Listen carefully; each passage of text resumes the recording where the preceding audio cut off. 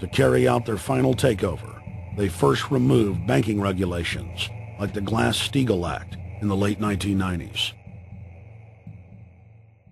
This allowed their front companies to issue unlimited credit to the world and to set up colossal Ponzi schemes, the likes of which the world had never seen. The scams were advertised by the controlled corporate media as completely legitimate. Because of the fantastic returns, private investors, corporations, state and local governments invested heavily. They had taken the bait, hook, line, and sinker. To destroy confidence, in late 2007, the bankers themselves began to badmouth the scams they had created. Next, the central bankers cut off the tsunami of fiat money that they had been using to pump up the bubble. When Congress and the public refused to write the finance oligarchs a blank check, the bankers began to engage in financial terrorism. They said that the world would go into another Great Depression unless their demands were met, further destroying confidence. The stock market instantly had its biggest one-day loss in history, but even that wasn't enough to force Congress to capitulate to the offshore banks. Senator Inhofe of Oklahoma and Congressman Brad Sherman of California, amongst others, told the world that the entire Congress had been threatened with martial law by the White House and the Treasury Department if they didn't pass the so-called banker bailout bill. The only way they can pass this bill is by creating and sustaining a panic atmosphere. That atmosphere is not justified. Many of us were told in private conversations that if we voted against this bill on Monday, that the sky would fall, the market would drop 2,000 or 3,000 points the first day, another couple thousand the second day, and a few members were even told that there would be martial law in America if we voted no. That's what I call fear-mongering. Unjustified. The final version of the bill was kept secret from the Congress until minutes before the vote on October 3, 2008. The Federal Reserve had promised total transparency, that every dime would be accounted for. To Democrats and Republicans who've opposed this plan, I say, step up to the plate. Let's do what's right for the country at this time, because the time to act is now, to prevent the possibility of a crisis turning into a catastrophe. After its passage, the public learned with horror that the bill was really a financial coup d'etat by Wall Street. The bill didn't just give $700 billion to the banks. It was a blank check.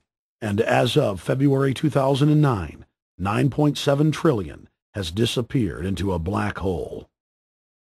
Within 24 hours of its passage, Secretary of Treasury Henry Paulson said they were no longer going to use the money to unfreeze the mortgage market by buying bad debt.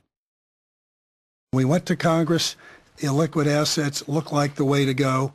As the situation worsened, the facts change. I will never apologize for changing an approach or strategy when the facts change. Paulson has, in the meantime, admitted that the subprime mortgage crisis is not the cause, really, of the breakdown of the entire world banking system and the bankruptcy of most of the banks in London and in Wall Street. He said, oh, we're going to buy up toxic assets, but we're not going to worry about subprime mortgages. What he's talking about is derivatives. Derivatives are the center of the crisis. He went on to say that where the money was going was a secret. I believe that banking institutions are more dangerous to our liberties than standing armies.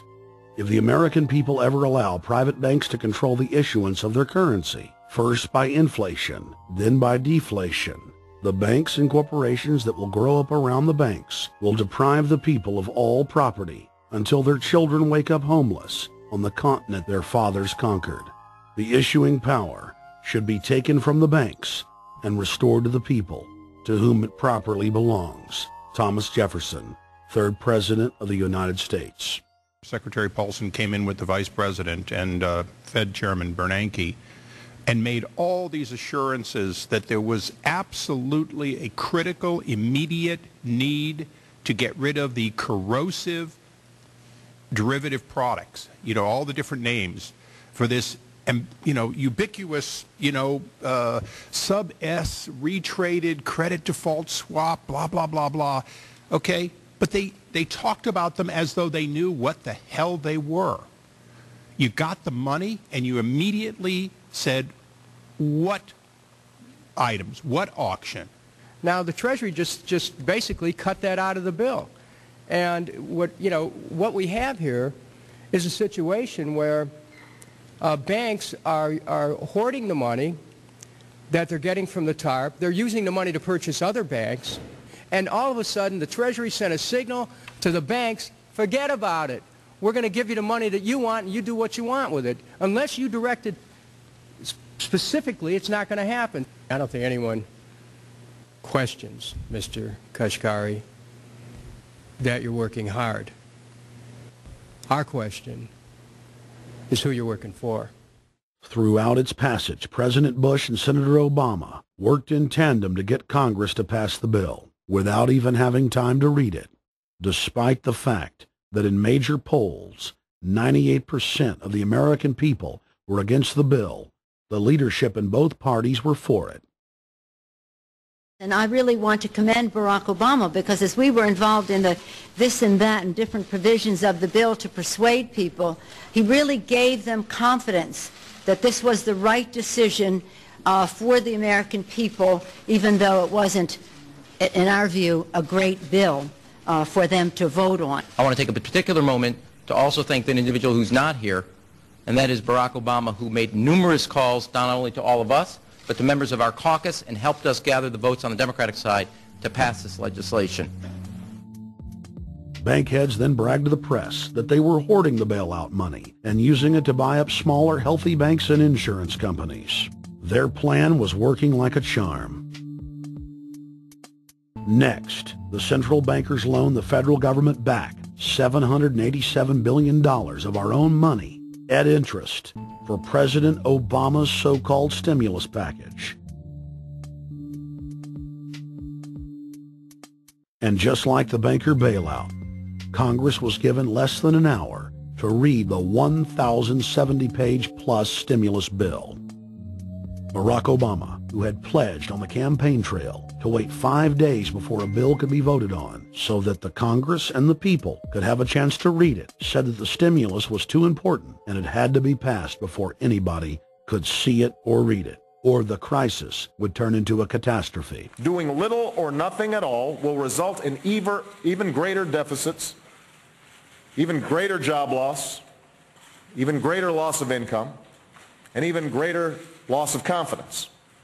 Those are deficits that could turn a crisis into a catastrophe, and I refuse to let that happen. After its Friday passage, in gangster fashion, President Barack Obama took a 4-day vacation and said that there was no rush to sign it.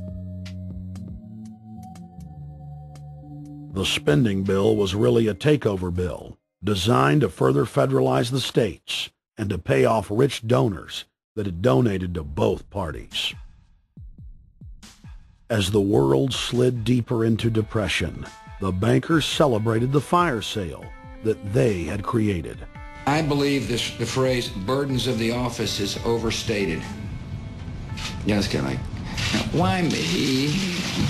Oh, the burdens, Why did the financial collapse have to happen on my watch? It's just pathetic, isn't it? Self-pity. And I don't believe President-elect Obama will be full of self-pity. With their access to unlimited fiat capital, they could now buy up sectors of the world economy not already controlled by them. For over a century, the Anglo-American establishment had worked to bring the world system to this point. Artificially engineered global bankruptcy. In an address before the Trilateral Commission in June of 1991, David Rockefeller laid out the elite's ultimate goal. The supranational sovereignty of an intellectual elite and world bankers is surely preferable to the national auto-determination practiced in the last centuries. Now that the bankers were holding the world hostage, they issued their ultimatum.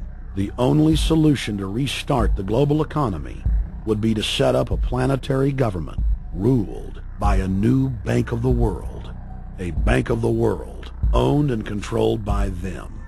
Suddenly, hundreds of prominent publications announced the solution, the people's only salvation.